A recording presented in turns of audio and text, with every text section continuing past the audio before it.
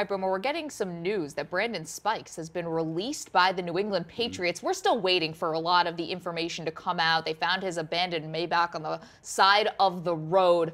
Can you just characterize what this offseason has been like for the Patriots between Deflategate, Tom Brady's suspension, Aaron Hernandez gets life in prison, and now they have to release a guy who was a huge part of the organization? Maggie, I think it's the NFL in general.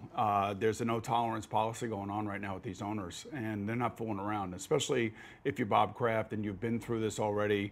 Not saying that Brandon Spikes killed anybody, but they're not waiting for answers. They're saying they don't have time for these things.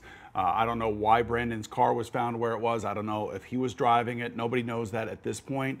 But I do know that the Patriots released them, and they're just not going to deal with any of this nonsense anymore. And this, I think, comes part and parcel with the entire year last year with Adrian Peterson and Ray Rice.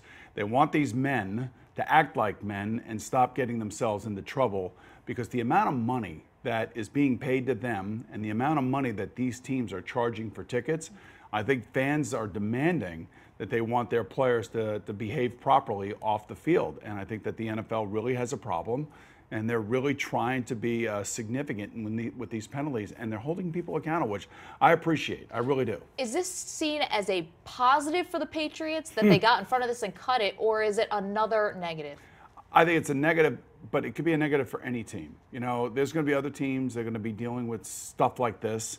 They're going to have to make some tough decisions. You know, Brandon wasn't on a team last year. He was in Buffalo, so it's almost like you think he would be expendable anyway, because he wasn't really going to be counted on, and they're not going to deal with the nonsense. And who knew what the issues were between them prior to him leaving to Buffalo?